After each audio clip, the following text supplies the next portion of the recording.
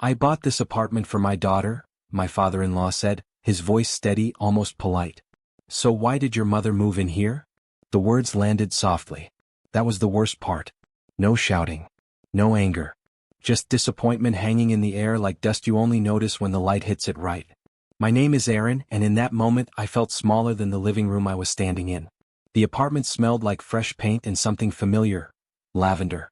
My mother's detergent. I hadn't noticed when the scent replaced the neutral empty space smell this place used to have. I guess that's how it happens. Slowly. Quietly.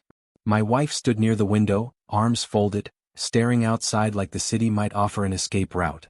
My daughter was in her room down the hall, door half closed. I could hear the faint scratch of a pencil against paper. Drawing. She always drew when things felt off. She just needed time, I said too quickly. My voice cracked on just. It was supposed to be short. My father-in-law looked at the coat rack. 2 of my mother's coats. None of my daughter's. He didn't point it out. He didn't need to. I paid for this place so my granddaughter could feel safe, he said. So she could have space. I nodded because nodding was easier than admitting the truth. I hadn't asked my daughter if she was okay with it. I hadn't asked my wife either, not really. I'd asked my mother what she needed. And as my father-in-law reached for the door, I realized something chilling. This apartment wasn't filling up. It was quietly being taken over. The door closed behind my father-in-law with a soft click that felt louder than it should have. No slam. No threat. Just the sound of someone stepping back after saying exactly what needed to be said. My wife finally spoke. You didn't even tell him, she said. Not angry. Worse, tired. I didn't think it would turn into this, I replied, and immediately hated how vague that sounded. This was a word cowards used when specifics felt dangerous. From the hallway my daughter peeked out. 9 years old. Oversized hoodie. Pencil still in her hand like a shield. When she saw me looking, she slipped back into her room without a word. The door didn't close all the way. It never did anymore. My mother emerged from the guest bedroom, smiling too brightly, holding a folded blanket. I was just tidying, she said. The couch didn't feel right without one. That couch used to be where my daughter watched cartoons on Saturday mornings. Now it smelled like my mother's perfume and rules. Marissa rubbed her temples. Aaron, this was supposed to be temporary. You said a few weeks. My mother's smile thinned. I didn't realize I was such a burden. There it was. The sentence she always used. The one that made me back down, apologize, smooth things over. I opened my mouth, to explain, to compromise, to keep the peace. Instead, my daughter's door creaked open again. She stood there quietly and said, It's okay, Dad. I can stay in my room. She wasn't asking permission. She was giving up space. And in that moment, I understood something painful and clear. Silence wasn't keeping the peace anymore. It was teaching my daughter how to disappear. Dinner that night tasted like cardboard. My mother insisted on cooking, her way of reclaiming territory, while Marissa and I sat at opposite ends of the table, exchanging glances that said everything we couldn't say out loud. My daughter Lily barely touched her food. She kept sliding peas into neat lines on her plate, building quiet borders. I noticed how her chair was slightly farther from the table than before, like she'd learned to take up less room. Lily doesn't like garlic, Marissa said gently. My mother waved her off. She'll learn. Children adapt. I felt something tighten in my chest. Adapt. Like this was weather, not a choice we'd made. I liked the apartment better before, Lily said suddenly, not looking up. The room went still. Even the refrigerator hum felt intrusive. My mother laughed lightly. Oh, sweetheart, change is good. It makes us stronger. Lily nodded once. Too fast. Too practiced. She pushed her chair back. I'm done, she said, and carried her plate to the sink like a guest cleaning up after herself. After she left, my mother turned to me. See? She's fine. Marissa's fork clinked against her plate. She's 9. I wanted to defend someone, anyone, but my throat felt locked. I told myself I was tired. I told myself tomorrow I'd handle it. Later that night, I found Lily asleep with her sketchbook open. The drawing showed the apartment as a house with walls pressed inward, shrinking. In one corner, a small figure stood with no face. I closed the book carefully like I might break something if I didn't. That was the moment I knew this wasn't about space anymore. It was about what my daughter was learning from watching me stay quiet. And I wasn't sure how much longer she'd wait for me to speak. I woke up before sunrise, the apartment hushed in that fragile way it only ever was before everyone else claimed it. The city outside the window glowed blue-gray, like it was holding its breath. I sat at the kitchen table with a cold mug of coffee, staring at a small pink sneaker tucked under the chair across from me. Lily had left it there days ago. No one had moved it. From the hallway, I heard my mother's door open. Soft footsteps. Controlled. She'd always been an early riser, said mornings belonged to people who earned them. "You look exhausted," she said, reaching for the kettle. "You work too hard." "I do," I replied. That part was true. I worked late, came home drained, avoided conflict because I told myself I was providing. It was easier to pay for things than to stand up for them. She poured hot water, then paused. "Your wife seems tense," she added. "Maybe this place is too much for her." The way she said her, like Marissa was the problem to be managed. I thought of Lily's drawing. The shrinking walls. The faceless girl. "This apartment was meant for Lily," I said quietly.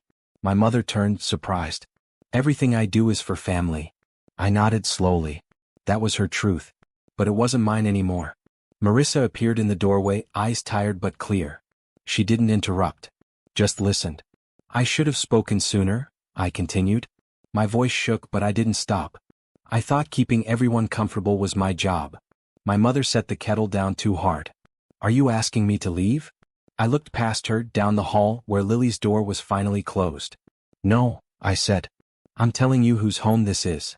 And for the first time, I didn't feel smaller saying it. The silence after my words felt heavier than any argument we'd had before. My mother didn't shout. She didn't cry. She just stood there, eyes fixed on the kettle like it had betrayed her. "So I'm a guest now," she said finally. Marissa exhaled, slow and controlled. "You always were." That stung. I saw it land on my mother's face, not as anger but confusion. She'd never seen herself that way. In her mind, love meant presence. Control disguised as care. "I gave up my apartment for you," she said, turning to me. "I raised you alone. I thought." "I know," I cut in softer than I felt. "And I'm grateful. But Lily didn't ask for this. Neither did Marissa." From the hallway came the faint sound of a door opening. Lily stood there in her socks, rubbing sleep from one eye. She looked between us, alert in the way kids get when they sense something important is happening. My mother's voice shifted instantly. "Sweetheart, go back to bed." Lily didn't move. She looked at me instead. "Are you mad at Grandma?" The question cracked something open in me. "No," I said. "I'm learning how to be brave." My mother swallowed. For the first time, she seemed unsure what to say. Marissa stepped forward and placed a hand on Lily's shoulder. "We're figuring things out," she said. "Together." Lily nodded like that was enough. She always knew when honesty mattered more than details. As she turned back toward her room, my mother watched her go. Really watched her. And in that moment, I realized this wasn't a fight to win. It was a boundary that would either hold or quietly collapse if I didn't keep standing. My mother sat down at the table slowly, like the floor might give out beneath her. The kettle had gone quiet, but the room still felt loud, full of unsaid things pressing in from every corner. "I never wanted to take anything from her," she said, eyes fixed on her hands. "I just didn't know where else to go." That was the first honest sentence I'd heard from her in days. Maybe ever. "I should have handled this differently," I replied. My voice wasn't sharp now. It was tired. I should have talked to Marissa. To Lily. I kept choosing the easiest path instead. Marissa leaned against the counter, arms crossed, but her posture had softened. "Easy for who?" she asked. The question hovered there. My mother didn't answer. Neither did I. We all knew. From Lily's room came the faint sound of pages turning. The sketchbook again. I pictured her drawing walls, doors, maybe people this time. I wondered what shape I had in her mind, solid or faded. "I can start looking for another place," my mother said quietly. I didn't mean to make her feel small. I believed her. That scared me more than if she'd been cruel. Good intentions could still do damage. "We'll figure out a plan," I said. "But Lily comes first. Every day." My mother nodded once. No argument. No guilt. Just acceptance, heavy and real. And as the morning light finally broke across the table, I felt something shift. Not fixed, not healed, but steadied. Like a foundation being tested and holding. That afternoon I took Lily out for ice cream, just the two of us. It wasn't planned. I just grabbed my keys and asked if she wanted to come. She nodded like she'd been waiting for the question. The shop was loud and sticky, the air thick with sugar and waffle cones. We sat on a cracked vinyl bench by the window. She chose vanilla, always vanilla. Reliable. Safe. You don't have to share your room anymore, I said, watching her swirl the spoon. She didn't answer right away. That was her tell. When she needed time, she took it. Is Grandma mad at me? She finally asked. No, I said. She was mad at the situation. And I was mad at myself. That made her look up. Kids notice when adults take responsibility. It's rare enough to feel important. I didn't want to be difficult, she said quietly.